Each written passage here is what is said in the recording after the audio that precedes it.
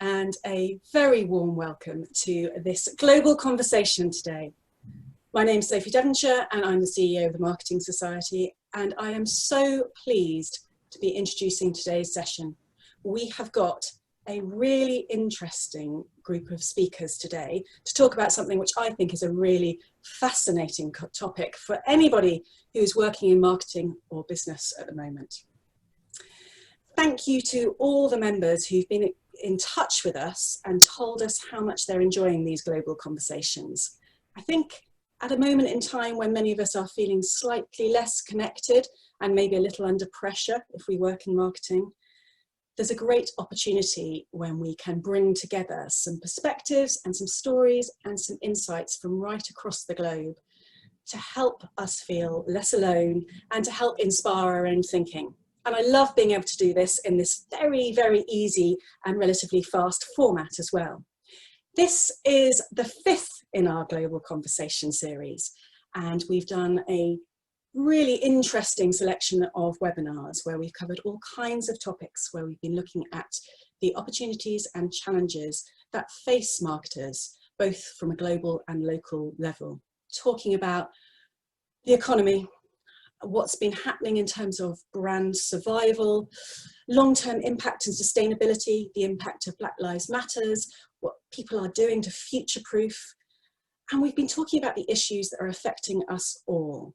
Today, for today's global conversation, we are bringing together leaders from across our 7 hubs for the Marketing Society to talk about how on earth we effectively plan for 2021, which seems like a very simple question. These are complicated times. Before I introduce our amazing speakers today and get their perspectives on this topic, I'd just like to say a proper thank you to everybody who's tuned in today to listen to this, and a proper hello. It's really sad I can't see you all. So delighted you are joining us. We do have the Zoom chat function, so it would be great if you fancied coming to say hello, so we know who's out there and where you're dialing in from today. And I would like to get the conversation started today by asking you all listening at home a question. It's a really simple question. The question is, what one word describes how you are feeling about planning for 2021? So please come into the chat function, come and say hello, tell us where you're dialing in from today, and tell me please, honestly, what one word best describes your feeling about planning for 2021? I'm going to chat and see who's there. Oh, hello, Mark. Apprehensive, honest. Brilliant. Great to see some people are feeling excited. And yes, Emma from Edinburgh, overwhelmed. I think there's a lot of overwhelmitis hitting people at the moment. And a bit uncertain. Yes, these are not certain times at all, Graham, are they?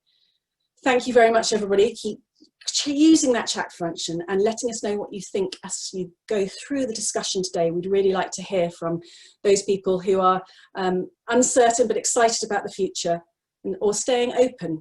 It's great to hear your perspectives. So come and chat on the chat function. We also have the Q&A function if you'd like to add any questions in for our panelists as we go. We have got a lot of questions for them all already today. So what I'd like to do with today's session is talk as little as possible. I'm going to be the one asking the questions, and invite some personal perspectives from each of our different speakers today. First of all, I'm going to introduce each of them and ask them to come on and introduce themselves, tell us who they are, and share with us what one word best describes how they're feeling. So I'm going to start with the brilliant Alvin. Alvin, come on screen. Tell us about yourself and how you're feeling. Hi, I'm Alvin New. I'm the Chief Customer and Marketing Officer for NTUC Enterprise, which is the largest social enterprise in Singapore, and also we also run the largest grocery retailer, Fairprice. We've got about 60% of the market. So that's it from me. Actually, I have 2 words, Sophie, for planning for next year: hard trade-offs. Hard trade-offs. Hard trade-offs. Yeah, difficult trade-offs. Yeah. I love it. And we love your angel's wings behind you there, Alvin. Staying positive.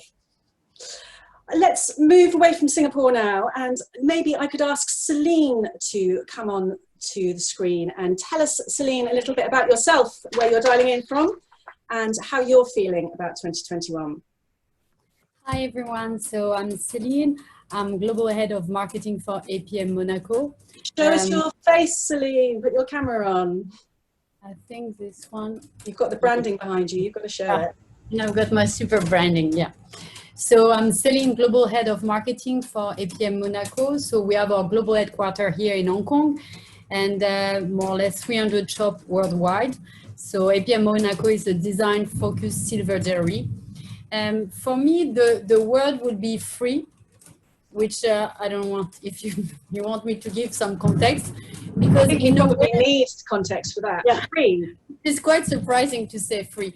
But the thing is, usually as a marketer, and I've been doing this for some time, every time we have to really look at best practice and some KPI, and we have even in our way to work on budget. As we are in a very uncertain time, what is very strange is we cannot rely anymore on best practice. We cannot rely on some of our KPI. We cannot rely on some of our way to calculate. So now we really need to find a new way to communicate or to free ourselves of our usual way of working, and we work on a very short term. So for me, I feel much free now than I've never been, in fact, in my CMO role. It's a positive. Let's start with a positive. Thank you, Celine, and welcome to the conversation. Let's move to India. Kanika, you're caught dialing in from Twitter. Tell us a little bit about how you're feeling. Hi, Sophie. So great to be here. Hi, everyone. I'm Kanika. I'm a business head at Twitter in India. And before Twitter, I was the director of marketing at Reebok. I'm really excited to be here, actually. And when I think of 2021, I think the one word that comes to my mind is gratitude. I feel like 2021 has thrown all kinds of curveballs at us. And the fact that we are still here, we're talking to each other, and we are planning for 2021 in itself is very positive. So I'm looking forward with gratitude for all the little good things that 2021 gave us. I'm going to take that in my stride and plan for 2021. So yeah. Brilliant. Super positive there, Kanika. I think your lighting's just gone. We've just lost you a little bit. I don't know if you can turn the light on so we can see you. Yes. Give me a moment. I will fix that. Well, while you're doing that, let's move over to the UK and let's move to Scotland and welcome Vicki. Hello, Vicki. How are you feeling? Hello. Hi, Sophie. Hi, everyone.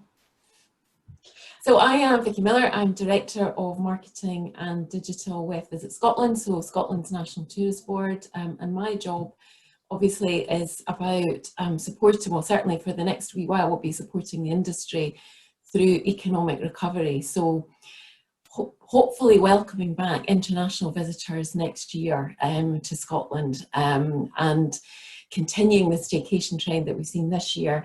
And my word for sort of planning would be hopeful. I'm hopeful and I feel positive because what I've seen in the industry over the last few months is resilience, creativity, innovation, lots of great collaboration. And so these things make me feel hopeful about planning for next year. Just fascinating to reflect on what's happened this year and what that's going to give us for next year, as well as what we're going to lose. Absolutely. Thank you, Vicki. And just moving to London now. Keith, hello. Are you there with your bike behind you? I am. Excellent. Hello, everyone. It's very nice to be here. My name is Keith Moor. I'm the CMO, Chief Marketing Officer at Camelot. Camelot are the operators of the National Lottery in the UK. Over half the country every week plays a range of games like Lotto and Euro Millions. The word I've got for planning for 2021 is optimistic. I think I've seen incredible adaptability of people, the increased cohesion I've found at a personal level, you know, with my family but also with people at work. The challenging nature of work, the situation we're in has really bred great learning. And so I think we're better prepared for the future now. We're more dynamic, we're more adaptable, and we're more innovative. So I'm optimistic. I love the word dynamic as well. And yes, what a year of learning, if nothing else. Thank you, Keith. David in New York, come and tell us who you are, How are you feeling? Lovely to see you, David. Good morning from New York, and welcome everybody this morning. I think, so my background here in the Big Apple is brand innovation and analytics, which basically means I get to spend my day making people say wow and making numbers go up. And I think that the single word that would really distill my mood, for better and for worse, is alert. So we've never had a 1 to 2 year time period where we've been able to say that a couple of different scenarios may take place. Unprecedented scenarios take place with the rollout of a vaccine at some point, a revival of economies at some point in different geos. So I'm looking at, what are people searching for? What are people saying? What are people feeling? And knowing that we can predict a great deal. So I would say that for better and for worse, alert is kind of how I'm feeling, waiting for those, to detect those changes. Yeah, which as ever is one of the most brilliant things about great marketers when it comes from a business point of view. They're the ones that are able to keep tracking and keep alert and watch what's happening with consumers and customers who are moving faster than the businesses ever can to change. Okay, and it's good that you're alert this early in the morning for you, David. That's great to have you here as well. Last but very much not least, let's go over to Abu Dhabi and welcome Emma. Hello, Emma. Ahlan, as we say in Arabic. Thank you so much, Sophie, for having me, and really delighted to be sharing ideas with everybody this afternoon. So my name's Emma Cantwell. I'm the Director of Marketing and Communications at the Louvre Abu Dhabi. So we have licensed the brand of the Louvre, but we're an institution based in Abu Dhabi with its own collection and programming, showing the history of art from the beginning of time until today. And my role is really to oversee all brand communications, including the digital aspect of what we do. The word that I would have, and I actually just changed it last minute, is purpose. Because as I was thinking and listening to everybody, I think one of the core things, and we're very fortunate being a cultural institution, that we really think there's a role for culture to play in this really complex time. And particularly as, overseeing the brand at the museum, there's a real opportunity for us. So I'm feeling a real sense of purpose as we look to our communities to help them get through this.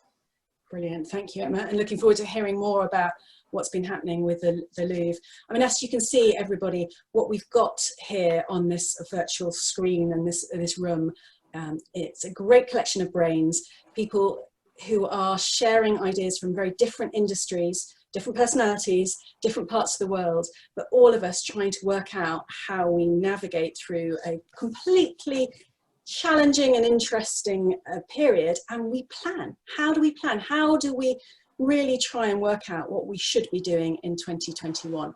Alvin, how have you started? You've talked about this idea of hard trade-offs. How are you approaching your 2021 planning? What's the approach for you? It's really looking very fundamentally at the key trends that's facing, I guess, society as a whole, but our industry for sure. This sense of consumers being much more value conscious, especially as the economies, around the world, and certainly in Singapore, face a lot of pressure. So people have lost their jobs, or they're making less money. There's no bonus, no increments. Everybody is much more budget conscious. So we're very much taking note of that trend and seeing how both in our product pricing and even the marketing messages that we put out there, right? How they can actually tap, and engage with that. The second trend that we see is much greater consciousness of both health and safety. Again, because of the COVID environment, right? Totally understandable. The third is this, because a lot more people are working from home or, sort of spending their time in the vicinity of their neighborhoods, much more than before, much less travel, much less, going everywhere. So this idea of hyper-localization is a key trend that we are tapping onto. And last but not least, everybody's facing this. And that's why you see, companies like Zoom and Netflix all do really well, is digitalization.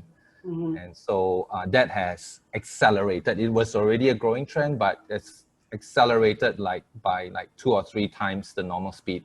So again, something that we are paying a lot of attention to, investing in, and so a lot more of our budgets actually, even more, are going online, but in different ways. A lot more on content marketing and the like, right? So yeah, that massive, enormous, hyper-fast shift that everybody's making sure that they're reflecting in 2021 to make sure that digitalization of the business and the ability to be connected more through digital, but interesting as well, that concept of hyper-localization, which I know is something a few people around this virtual room will be talking about.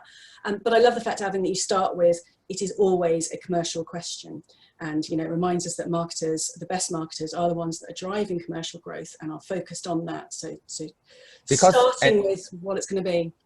Yeah, and because our consumers are facing these trends, right, for real, and so their priorities, their personal priorities, and therefore their behaviors have shifted or pivoted, right? So I think someone mentioned earlier, if we stay on top of that, and we need to go along with them, right? We can't be thinking of the old normal or business as usual kind of, you know, if I do this, they'll like that, or they want this, or, you know, whatever. They want different things are important to them. So we have to, even our messaging has to pivot along with that, yeah. So making sure you've got the data and the insight that says what actual behavioural changes have happened and what do we do as a result. So just checking in on that. Because I think there's quite a lot of anecdote about that as well. I think there's lots of people going, oh, this has all changed and this has been different. So it's useful to really understand and be the ones looking at how that's changed. That's correct. So. And Vicki, I mean, for you, you know, behaviours have changed. Anybody who's working in tourism, you know, it's been a fascinating year of learning, to say the least. How are you having to adapt, or what changes are you making to your business model to make sure you thrive in 2021? Yeah, I mean, travel and tourism and hospitality industries across the globe have been hit so badly, and it's still very uncertain, you know, in terms of the return of, particularly for Scotland, for international travel. So really our planning has to be very much on a market by market basis. So we know our priority markets. We've got sentiment and propensity trackers in place, and that's new trackers that we've put in place. And I think, as Alvin said, David's also hinted at what's going to be really important in ensuring incremental gains for Scotland as and when we can, is having data and insight. So really taking a data and insight-led approach, but having market plans that are based around scenarios. So what are happening in those markets? What do we know economically in terms of consumers? And I guess putting plans in place aligned to each market based on a phased approach so that we can start to see those incremental gains over time. So scenario planning by market and taking very much a kind of phased approach. I think the other thing is we're seeing this opportunity for Scottish tourism as an opportunity to kind of reset. Back to, again, what Alvin has said, is that we are seeing a different kind of value set. And for us, it's not going to be about volume necessarily. We don't anticipate to see the return of visitor numbers to 2019 levels until probably at least 23. So it has to be about how can we add value? How can we make it a better quality experience? How can we make it a more personal experience? And Scotland's really well placed based on what people are looking for. That kind of, you know, outdoor, clean, fresh. We've seen the impact of slowing down and actually less travel's had on the environment. So we can play into that in terms of positioning. So I think lots of collaboration will happen across the industry, and we're seeing it already, to rethink about how we reset and think more about that value and quality proposition and continue to build trust, promote Scotland as a safe destination. And then that sort of scenario planning and market to look at how we can just make those incremental gains based on the readiness to travel and the ability to travel by market. Yeah, I think there's quite a few people looking at scenario planning so that they can see if this, then that, to be ready to be absolutely, absolutely. But I love that the move, you know, the fundamental objective changing from looking at volume to value, and that's a big shift for you. And Keith, I mean, we just don't know what's going to happen next year. How do we begin? How are you working with your team to address planning when everything is still so uncertain? What are you doing to make that work? It's my belief that there are some standards or principles that remain that, from a marketing point of view, have to be constant in any kind of planning cycle. The first is the need to be present for consumers. I think now is not the time to hide.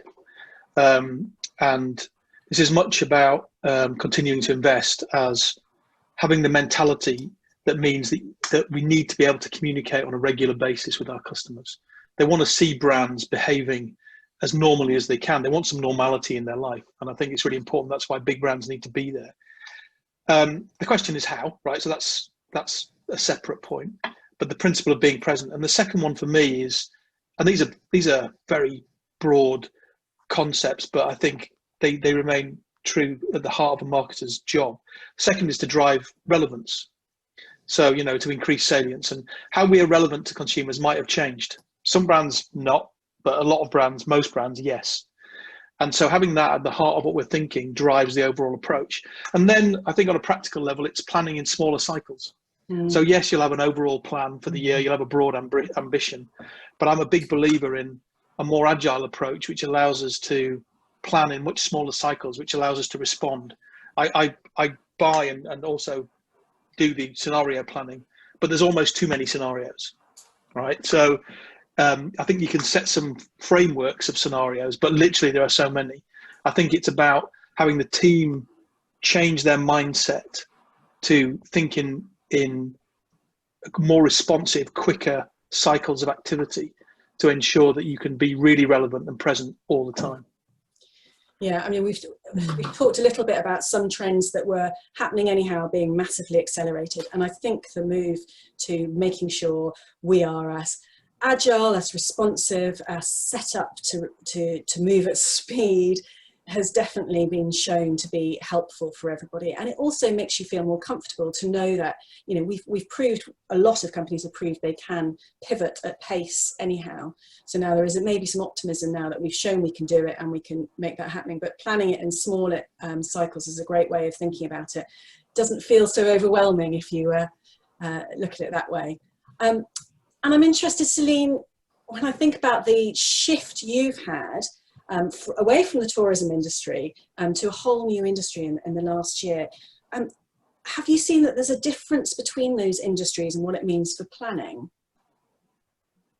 So for me, I've been spending like 15 years in the automotive industry, which was very corporate, Japanese automotive, very global, content driven and with huge budget, because automotive is a huge spender. And then I moved in April, so this year, to a more family business, French origin, fashion, retail. It's a great year to start a new job, by the way. Perfect. It's a totally a 360 change for me. But then what was interesting is because I liked what Vicki said about the market per market strategy, which make it very interesting. Instead of, I have the impression, and also because of this change of job, I was in this huge machine where we were doing this very long-term strategy, global and very KPI oriented, ROI, a lot of acronyms. And now we're very on a short-term, market per market. And what is more important for me as a marketer is we are really back to the customer. And everything right now is really driven by this customer. And for example, in APM Monaco, what was interesting, well, about what you say about tourism, it's quite a new company in a way that they started the retail in 2013. And they were mainly in China and then mainly focusing the China tourism worldwide. What was interesting is with this happen, they really need to be back to who are really their customer, who are the local customer. People can't travel, so we have shop all over the world, in US, in UK, who are really the people coming to the shop, who are really the people coming even to our e-commerce, who are really the people, what are they really looking for? Then they realize we need to engage with them, we need to talk to them, we need to understand who they are. Then it was very interesting for this type of family business company to start engaging a conversation with this customer to really understand who they are, and then take more, the understanding and really get some interest about them. So for me, it's really about the CRM. It's really about looking who are our customer, the real one, not just travel retail and all this tourism driven business. Yeah. But getting that real customer insight, that proper human Yes. understanding, and making sure that's clear, because then all the decisions can be driven around that. It makes it simpler in lots of ways. And Kanika, I'm so pleased your power's come back on there. We had a power cut live as it was happening, which is interesting because, of course, it's a perfect example of resilience and coping when things happen that are beyond your control. What do you think you've learned, or we've all learned from this year and everything that's happened, that actually we could take forward, if 2021 proves to be a challenging time as well? Yeah, Sophie, I think there is so much that we have learned. Sometimes I feel I can actually write a book altogether on how things have panned out so differently, in the last 6 to 8 months. But I think if I have to pick 2 top trends that personally I'm excited about, and I feel like there are huge learnings that can be taken into 2021, I would say the one thing that brands can really look at is the whole trend of rediscovery. When the lockdown was implemented in India, it was like the biggest lockdown in human history. And people were at home for a long period of time. They could not step out. They could not indulge in any leisure activities. And whatever they considered as fun, suddenly that meaning had changed and they were restricted at home. So what a lot of people started doing was that they started rediscovering their roots. They started going back to things that gave them joy, and they had forgotten all about them in their corporate jobs or in the daily rush of life. When they went back to these things, they started sharing how much joy, peace, and happiness, just rediscovering the smaller pleasures of life was giving them. And this whole piece around rediscovery, which came up during the lockdown, to my mind is significant. I think consumers are now craving and have understood the need for a simpler time. And as they rediscover the joy of a simpler time, they would want the brands around them to also acknowledge that and celebrate. So I feel like rediscovery is a very real trend. It has not been utilized or leveraged well enough by the brands in 2020.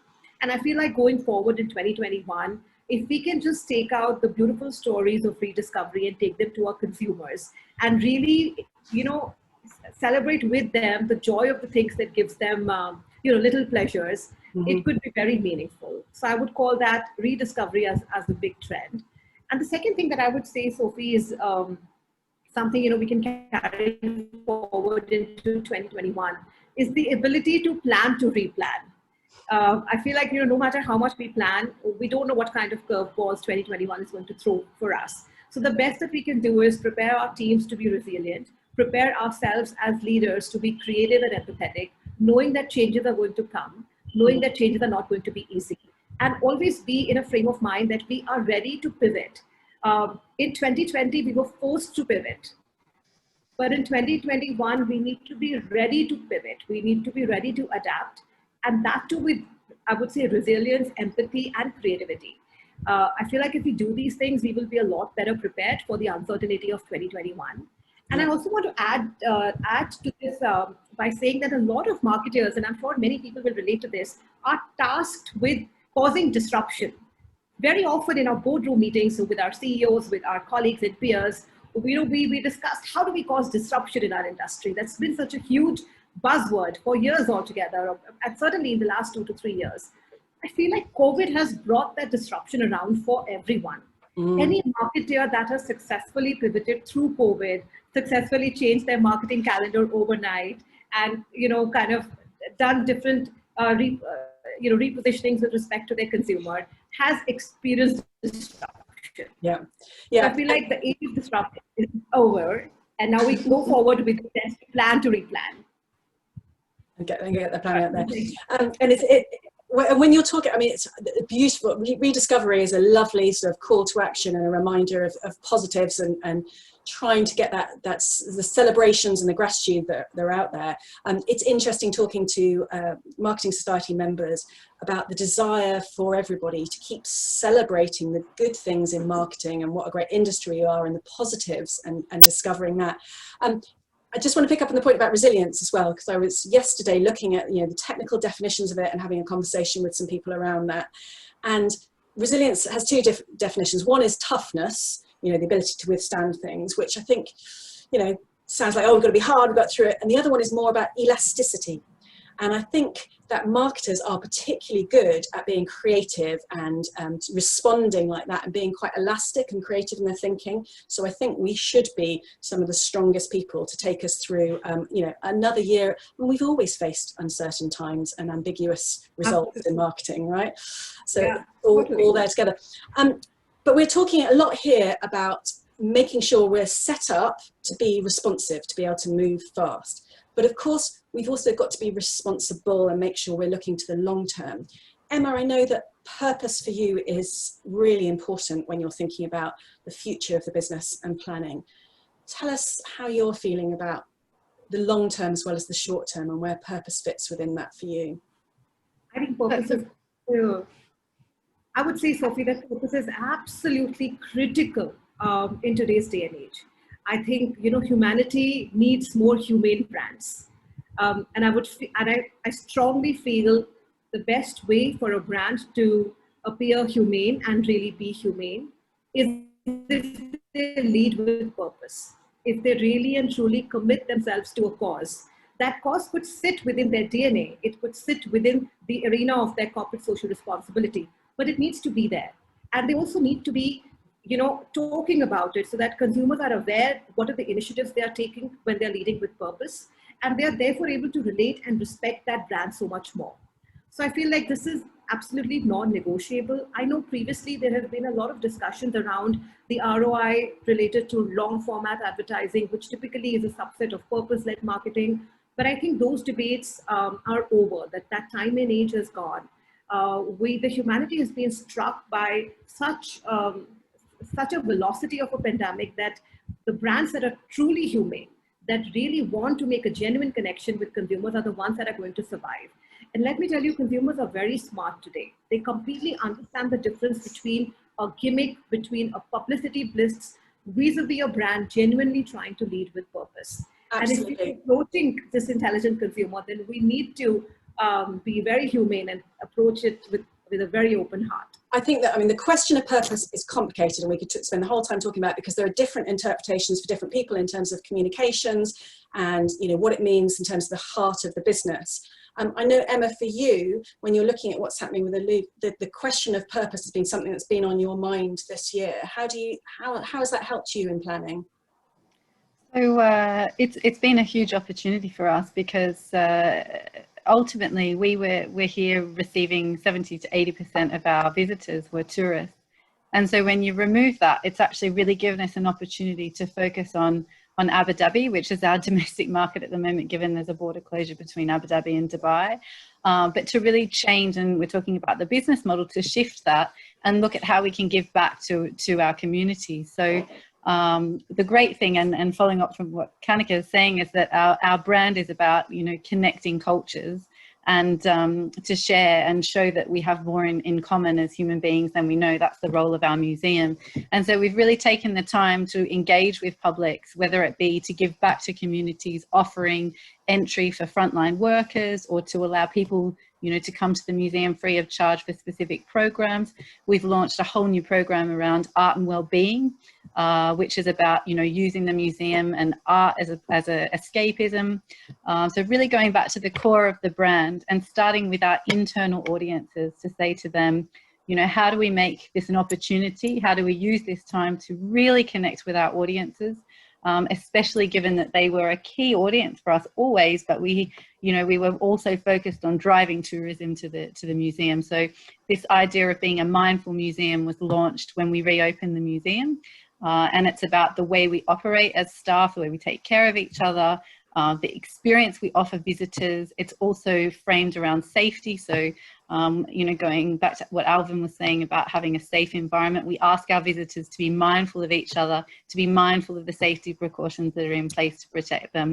And as I said, it all goes back to the core of our brand, offering these programs both online and for our visitors who come to the museum to see us. So again, there's been the digitization of it for you has been a huge change as well, and making it happen. It's very exciting and a fascinating challenge for you with everything you're doing there. David, I'm interested in your perspective on the idea of brand values right now as you go through the planning phase. How are you feeling as you listen to all this, and what have you been doing?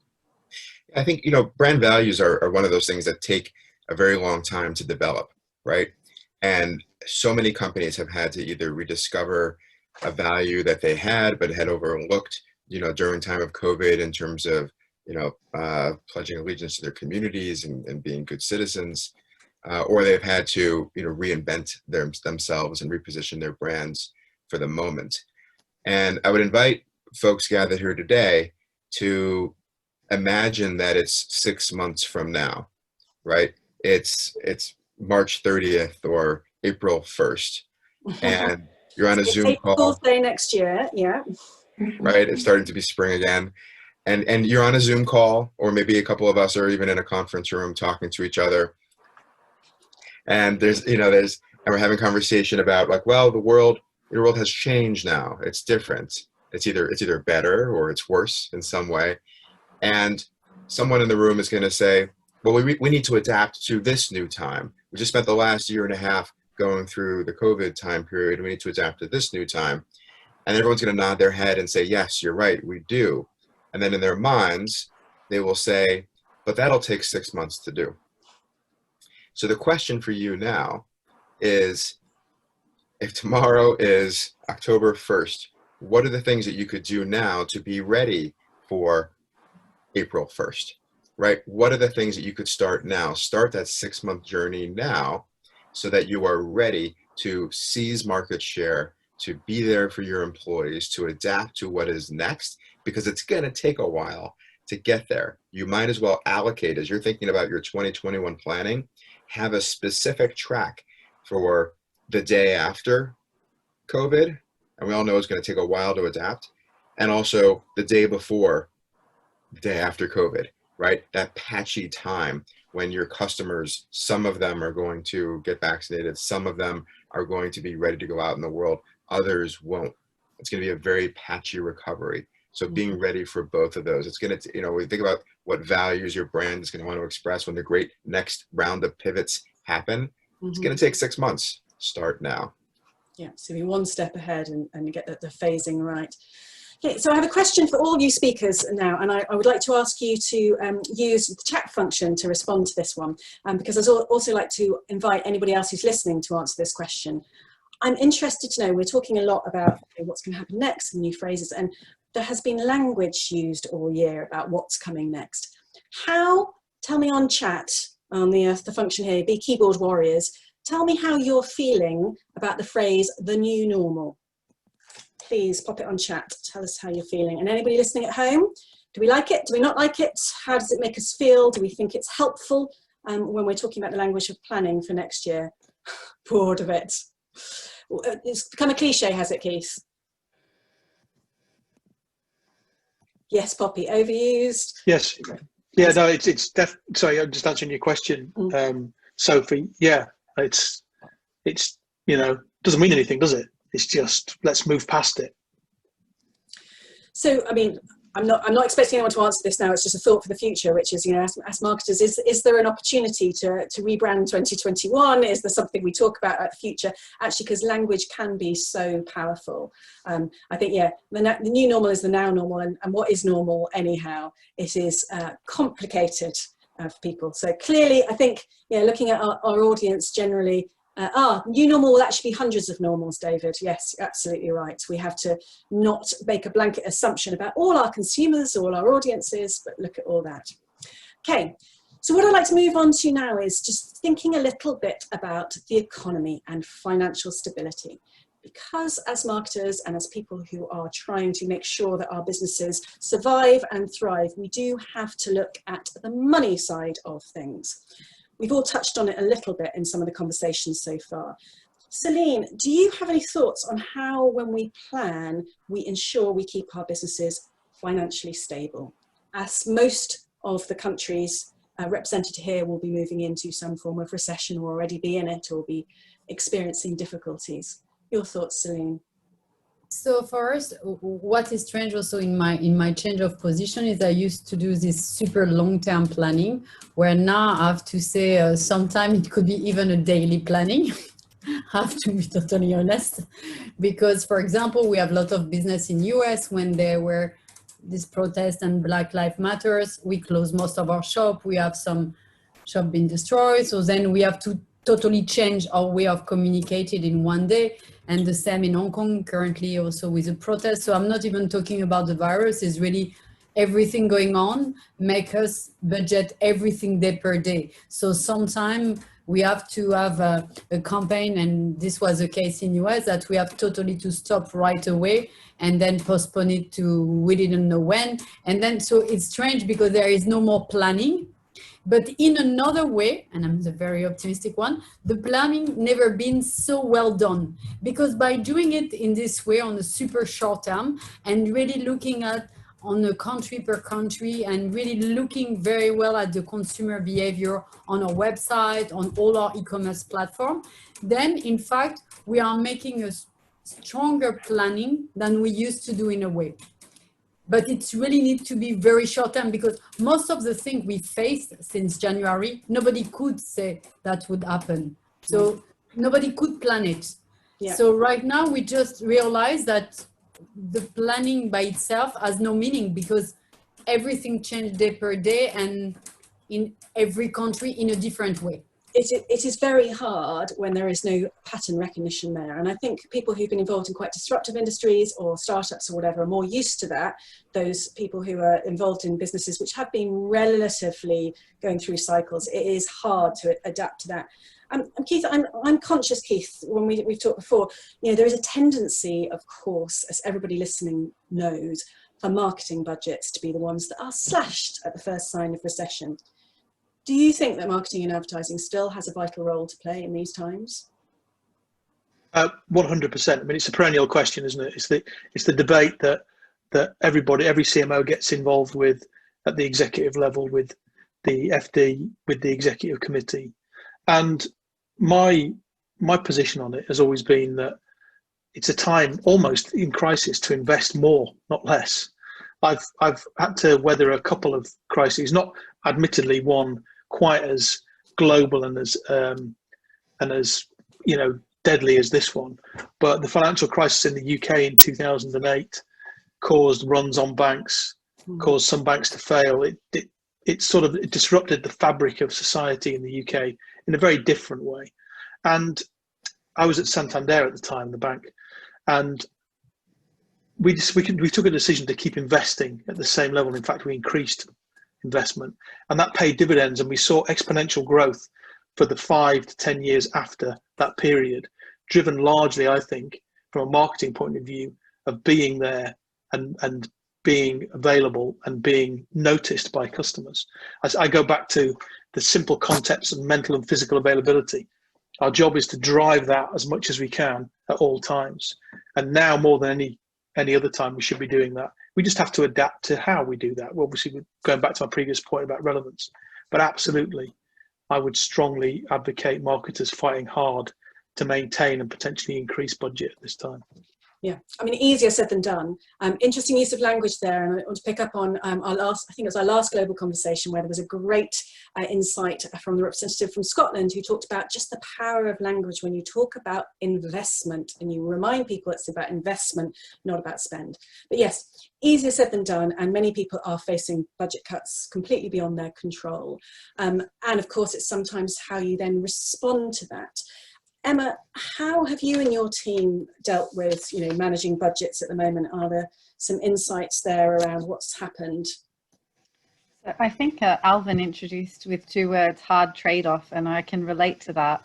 And we definitely, I've put my hand up and said, you know, which I've never done in my career, let's give something back, and can we invest this into programming or something that's more meaningful for the communities that we're trying to speak to, looking more at research to really understand those audiences. But we have fought for some creativity, and you know, the pressure, they're saying no pressure, no diamonds. I think this opportunity And Celine sort of alluded to it at the start. It's a real opportunity for us to be free. And with so much uncertainty, you know, our bosses are uncertain, the data's uncertain, we're looking at these trends, but we've gone in with some, you know, experimental ideas to really try new things that we would never have been able to before. So I think that that's been and they have paid dividends. Some of them have been, you know, hugely contagious here. Things that we've worked on have gone viral, and we've seen engagement that we've never seen before. We've built online communities that didn't exist. And I think we've identified with the community here in a hyper-localized way that we never would have. So I think going back to how we've managed that, yes, we've had some hard trade-offs, but we've tried to turn it into an opportunity. Brilliant. Yes, and creativity, of course, as we all know, thrives on those constraints, and there are always opportunities. I mean, for us, you know, we're all missing the opportunity to bring everybody together in live environments as part of the Marketing Society, which has been so much part of our history. But we're seeing fantastic new members joining from completely different places and enjoying the ease and the access of being able to see all these people here from around the world. So there are always opportunities, but it's about the mindset and sometimes it's also about the decisions you make. Alvin, traditionally, I think for all of us, when the pressure is on, we revert to being safe because there's fear. How have you been encouraging your team to be braver, to take those risks or step outside their comfort zone when you know that there is such a challenging time out there? And don't forget to come off mute to share. Sorry, thanks. I was talking to myself there. I think, in fact, someone said, you know, it's their one word was free, and I take it in the other sense, in the sense of, please free ourselves from what used to be the norm of, you know, we have to run X number of campaigns in a certain way, we have to use this kind of agency and all that. I said, no, you know, we have to make all our marketing investment, our money work much harder for us. And so I try to instill in them the bootstrap kind of mindset, like almost like think like a startup, right? Because we do have a fixed pot of money, it's not going to grow, but we have to do more with it, but we have to do different things with it than we did before. So this idea of bootstrapping, and you know, in India you call it jugaad, right? Jugaad innovation. Like don't get all fancy because Smiling. You know, like and number one, number two, I think someone, yeah, Govinda Sami, Prof is one of my heroes, and I think the other thing about it's about making sure that I think we're much more conscious of having a more direct line to the revenues, to the business generation. In the past, I guess we would do a lot more what I call important but fluffy things like brand equity building and a lot more of that. Those are important, but those are a bit more long term, right? Now it's not so much survival, but it's about, you know, really being very pragmatic and you know, delivering what needs to be delivered now and moving the needle, seeing the needle move almost immediately. And someone was talking about, you know, being agile. I think we have to be opportunistic. So our teams have to be very on top of the ground, on top of things, and ride any waves that are coming. There are lots of mini waves coming because that come along because so many things change all the time. So these are all the things that it's very tiring. Actually, my teams are exhausted, but they're also strangely very energized as well. You know, it's sort of like strange combination of the two, but we try to keep them going because I think this is important, and this is a special moment in history to be alive and doing marketing. Never before, right? I mean, yeah, there's been positives, and I think the parallels with the startup world there, you know, anybody who's been involved in startups knows it's absolutely exhausting, but energizing as well, to feel like what you are doing makes a difference. And as you're speaking, I'm thinking about, you know, a very underrated word, I think, which is resourcefulness, you know, taking what we've got and doing something with it. And Vicki, I mean, you've got consumers who are actually becoming more financially risk averse as well during this time and spending less on travel. So how are you dealing with the challenge of that to support business and tourism? So I guess there's been three things to our approach. I guess to drive that kind of business, that much needed business that's needed now, it's all been about targeting. So it's about finding the media and channel partners that we can work with to get to the audiences that are actively seeking travel, you know, a holiday or a break. And, you know, we've had great success, for example, in a partnership with Expedia and TripAdvisor, because these tend to be the platforms that consumers will go if they are looking to plan or book a holiday. So strategic partnerships has been really important, getting to the right audiences. But I think I agree with what Keith, you know, said. For us, it's not just then about now, it's about thinking longer term. And actually that's the importance of that being ever present in all of our markets, through our own channels, through partnerships, again, to keep Scotland front of mind, knowing that actually, although the situation right now isn't good, people can't travel, there are travel restrictions in place, actually, if we are going to see the industry recover, we've got to compete with many, many other destinations, so we've got to keep Scotland top of mind. So actually, that has been an important part of our approach, and keeping a consistency with a level of messaging about Scotland in all our key markets and through the right channels. And then thirdly, there is a need for that reassurance. So it's not just about inspiring about what Scotland's got to offer and how it can fit the bill right now for that kind of fresh air, time to connect with loved ones, but that it's also a safe experience. And we've worked with the industry and our partners across all of the UK national tourism organisations to create a COVID secure scheme. So businesses in the hospitality and tourism industry can sign up to that scheme, and it's a quality mark that I guess just reassures that our visitors that they can expect a safe experience, and all of the hygiene measures and safety measures have been in play. And we've created lots of nice content around that, a visitor pledge. We've created a video on the guide to safe travelling in Scotland.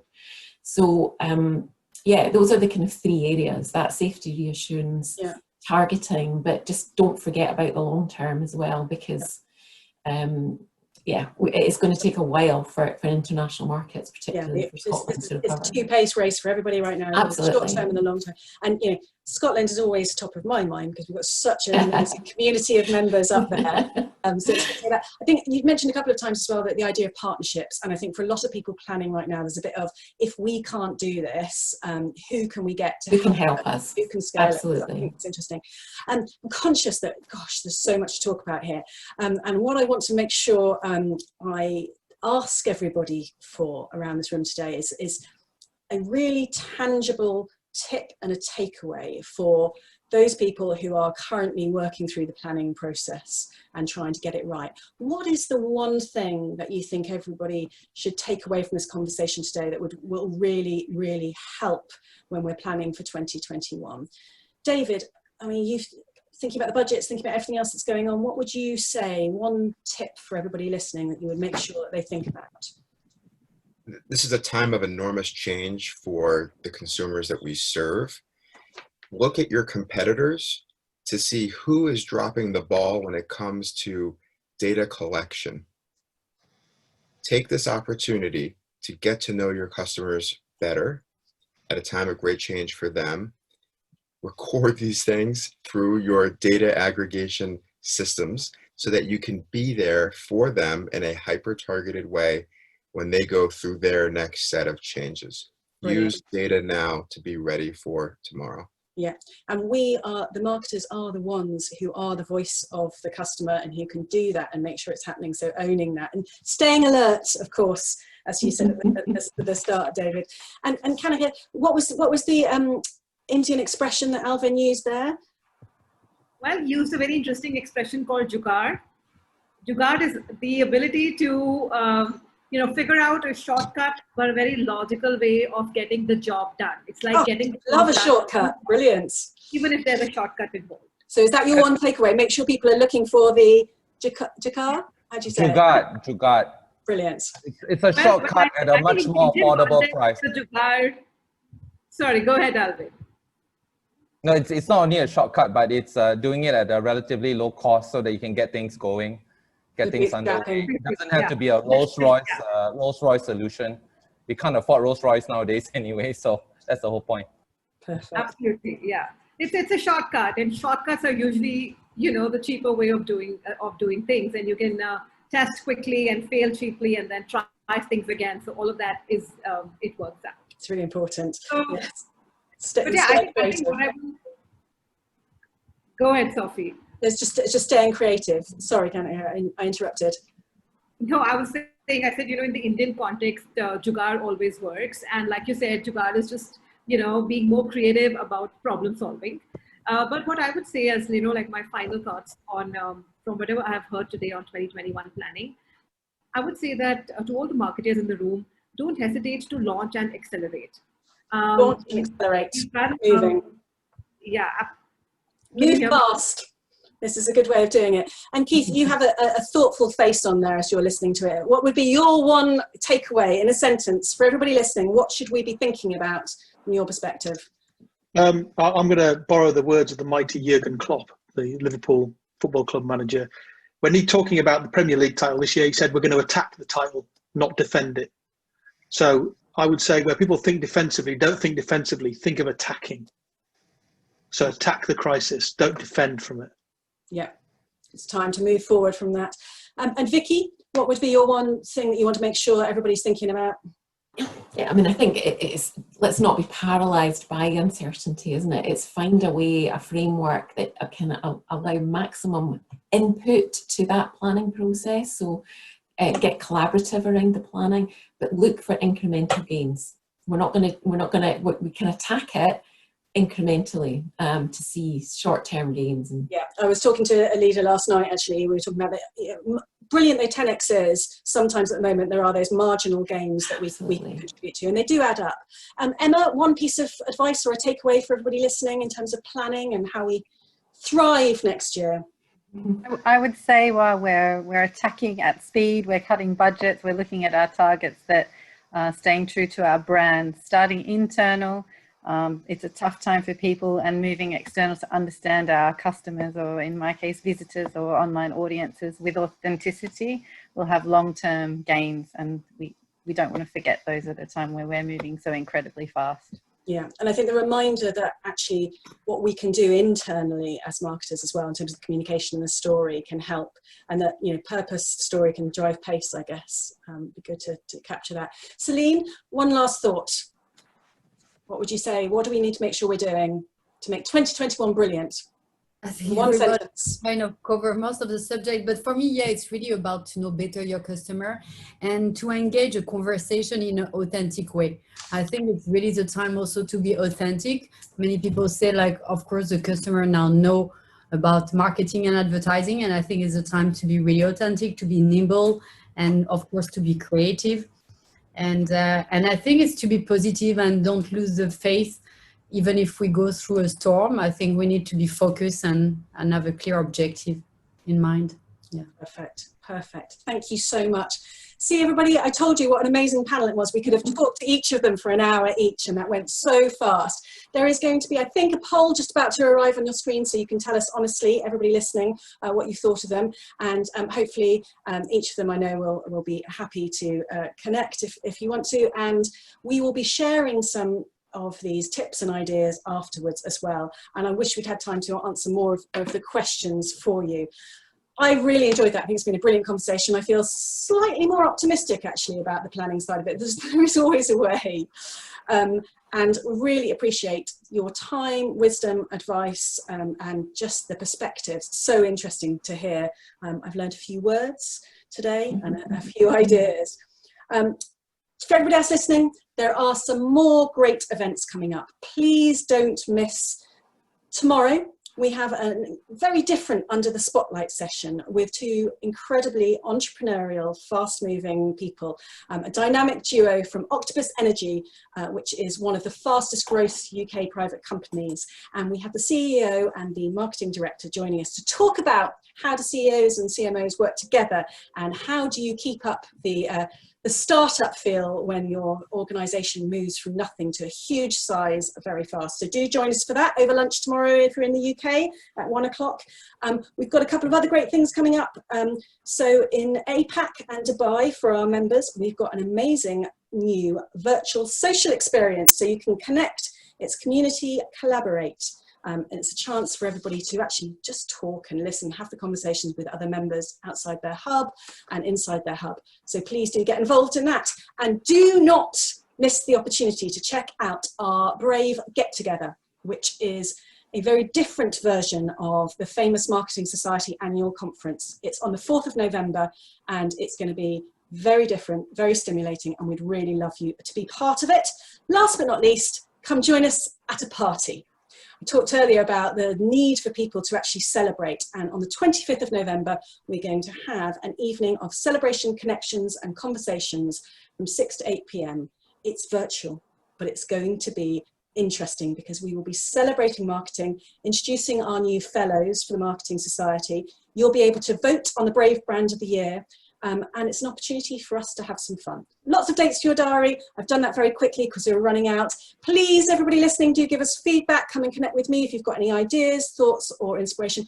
Thank you so much to an amazing panel. I really appreciate it today. And I'm going to let you all go. See you soon. Happy planning, everybody.